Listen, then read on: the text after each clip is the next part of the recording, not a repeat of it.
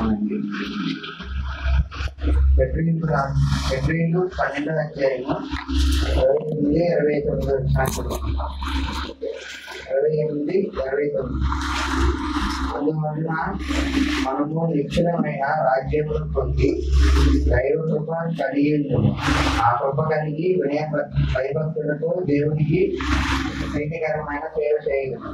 ఏదేమైనా మన దేవుడు జరిగించి అన్యాయ ఉన్నాడు. అందరికీ వారి మొత్తము చదివి సహాయం చేసిన ఆయా ప్రజలకి సన్నిహితంగా అందరం తెలియపరుస్తామండి. చదవబడిన లేఖనాలను ఉద్దేశించి ఉపదేశం అందించవలసిన సాయ సముదాయాన్ని కూర్చోవడంగా జ్ఞాపకం.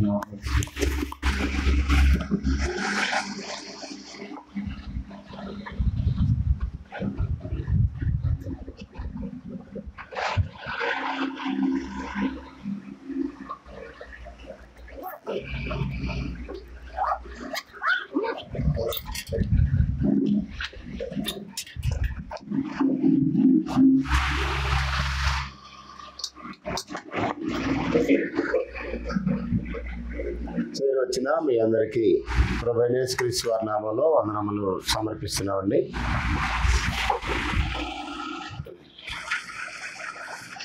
దేవుడు సకల యుగాల్లో రాజు అనే విషయాన్ని మనం ఆదివారం ఆరాధనలో గత కొద్ది వారాలుగా నేర్చుకుంటున్నటువంటి పాఠ్యాంశం. దేవుని యొక్క గుణ లక్షణాలని మనం స్టడీ చేస్తున్నాం. ఆయన సర్వశక్తిమంతుడని, సర్వాంతర్యామని, సత్యస్వరూపని, నీతి స్వరూపని, ప్రేమ స్వరూపని, ఆయనకున్నటువంటి గుణగణాలు అనేకమైన చర్చిస్తూ వస్తున్నాం. దానిలో భాగంగా తిమోతికి రాసిన మొదటి పత్రిక 1:17 సకల యుగములలో రాజయ్య ఉన్నాడు దేవుడు అనే విషయాన్ని స్టడీ చేస్తున్నాం. రాజు అంటే ఏలుబడి చేసేవాడు, ప్రభుత్వం చేసేవాడు, శాసనాలని చేసేవాడు, చట్టాలు చేసే వ్యక్తి అని అర్థం. చట్టాన్ని చేసి శాసించే వ్యక్తిని రాజు అంటారు. అధికారం ఆ పవర్ ఉన్నటువంటి వ్యక్తి. దేవుడు సకల యుగాల్లో రాజు అంటే అన్ని కాలాల్లో రాజు. ఆది నుంచి ఆయన రాజుగా పరిపాలన చేయుచున్నాడు అనేది మనం నేర్చుకుంటున్నాం. పితరుల కాలంలో ఆయన రాజు అయి ఉన్నాడు అనే విషయం నేర్చుకున్నాం. ధర్మశాస్త్ర కాలంలో ఆయన రాజు అయి ఉన్నాడు అనే విషయాన్ని నేర్చుకున్నాం. క్రైస్తవ కాలంలో ఆయన రాజు అయి ఉన్నాడు అనే విషయం నేర్చుకుంటున్నాం. పితరుల కాలంలో మనం ఏం చూసామంటే కుటుంబ యజమానిగా ఆదాముని శాసించి ఆదాము ద్వారా తన పాలన జరిగించాడు. నోవహు ద్వారా, అబ్రహాము, ఇస్సాకు, యాకోబుల ద్వారా ఆయన తన పరిపాలన జరిగించాడు. కుటుంబాల యజమానులకి తన సందేశాన్ని ఇచ్చి తర్వాత జాతీయ నాయకుడిని మోషేని ఏర్పాటు చేసి మోషే ద్వారా దేవుడు తన పాలన జరిగించాడు. ఇశ్రాయేలు ప్రజల్ని ఏలాడు. మోషే మరణం తర్వాత యెహోషువ ద్వారా దేవుడు తన పరిపాలన జరిగించాడని చూశాం. యెహోషువ మరణం తర్వాత 15 మంది న్యాయాధిపతుల ద్వారా దేవుడు తన పాలన జరిగించాడని చూశాం.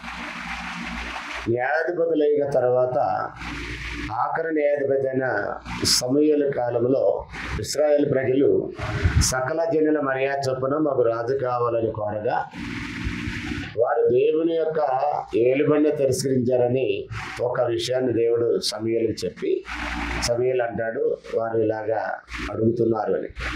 అప్పుడు దేవుడు అంటాడు సమూయేలు మొదటి గ్రంథం 8:4 నిన్ను కాదు వారు తృణీకరించింది, తమను ఏలకుండా నన్నే తృణీకరించారు అని చెప్తాడు. సో దాన్ని బట్టి న్యాయాధిపతుల తర్వాత రాజుల ద్వారా దేవుడు ఏలుబడి చేయటం ప్రారంభించాడు.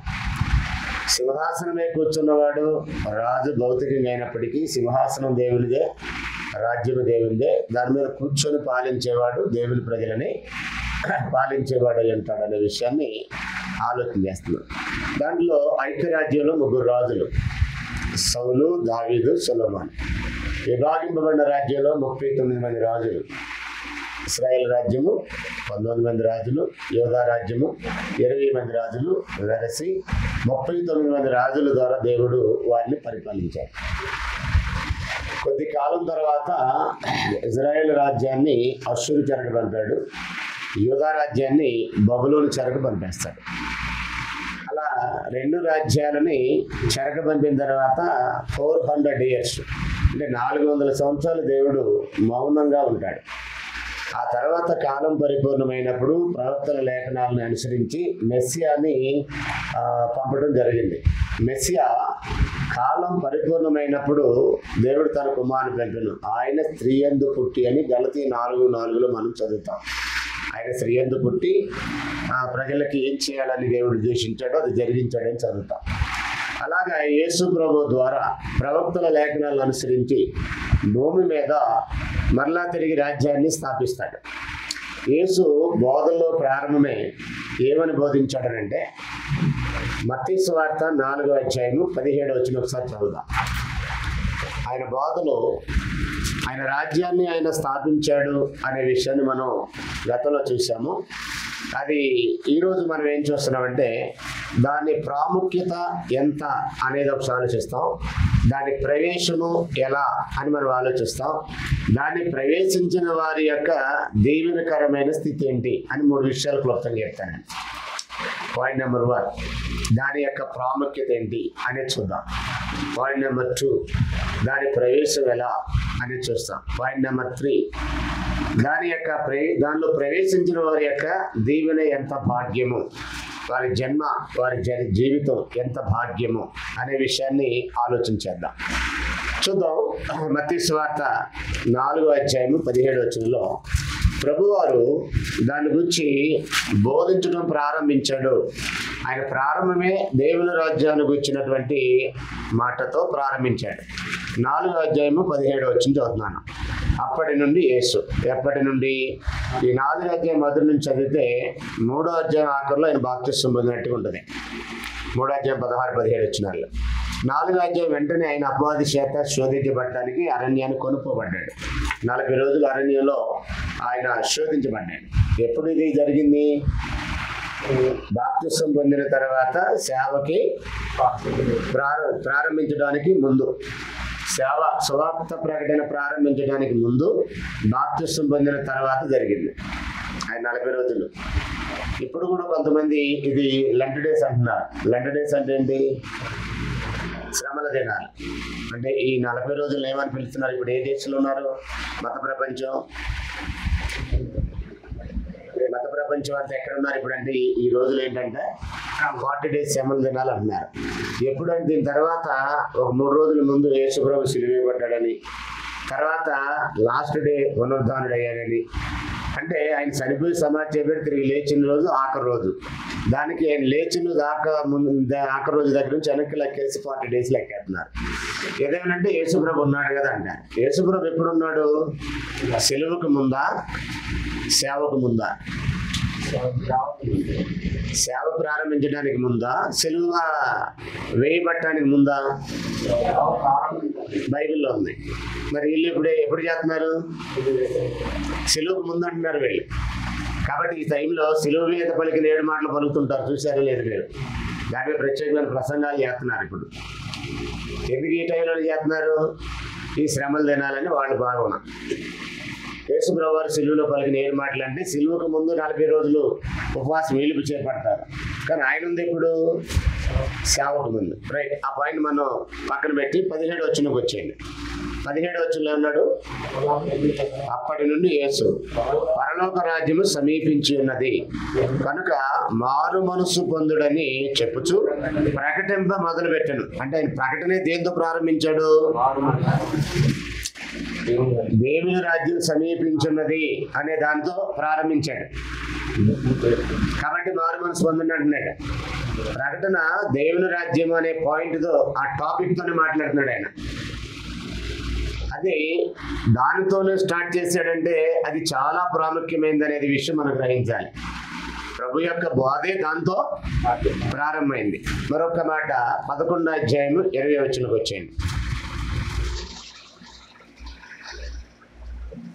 పిమ్మట ఏ ఏ పట్టణములలో ఆయన విస్తారమైన అద్భుతములు చేస్తున్న ఆ పట్టణముల వారు మారుమనసు పొందకపోవడం వలన ఆయన వారిని గద్దించను అని అన్నాడు. అంటే ఈ మారు మనసు పొందుడని ప్రకటన చేయడం మొదలుపెట్టి దేవుని రాజ్యం సమీపంగా ఉందని చెబుతూ వారిని హెచ్చరిస్తూ వస్తున్నటువంటి ఆ తరుణంలో వారిని గద్దించడం కూడా జరిగినట్టుగా మనం చూస్తాం. తర్వాత 11వ అధ్యాయం 9వ వచనంకి వచ్చేయండి. ఒకసారి ఒక పేజీ వెనక్కి వచ్చేయండి. 11వ అధ్యాయం 11 చదువుతాం డైరెక్ట్గా. 11వ అధ్యాయం 11 వచ్చింది. స్త్రీలు కనిన వారిలో బాప్తిసమిచ్చి యోహాను కంటే గొప్పవాడు పుట్టలేదని నిశ్చయముగా మీతో చెప్పుచున్నాను. స్త్రీలకు పుట్టిన వారిలో బాప్తిసమిచ్చు వాని కంటే గొప్పవాడు పుట్టలేదని మీతో నిశ్చయంగా చెప్తున్నాను అన్నాడు. ఆయనను పరలోక రాజ్యములో అల్పుడైన వాడు అతనికంటే గొప్పవాడు అని అన్నాడు. ఇక్కడ జనరల్గా మనుషులందరిలో గొప్పవాడు ఎవరు? స్త్రీలు కనిన వారిలో గొప్పవాడు ఎవరు అని చెప్తున్నాడు. యేసు ప్రభువారే స్వయంగా చెప్పిన మాట ఏంటి? బాప్తిసమిచ్చు యోహాను స్త్రీలు కనిన నరులందరికంటే కూడా గొప్పవాడు. ఇది కేవలం ఒక దేశాన్ని ఒక ప్రాంతాన్ని దృష్టిలో పెట్టుకొని చెప్పింది కాదు. టోటల్గా భూమి మీద స్త్రీలు కనిన నరులు ఎంతమంది అయితే ఉన్నారో భూమి మీద, స్త్రీలు కనిన నరులు అంటే ఎక్కడి నుంచి లెక్కేసుకోవాలి మనం? కాదు స్త్రీ కన్నరుడా? కొంచెం ఆలోచించి చెప్పండి. స్త్రీ కనిన నరుడు మొదటి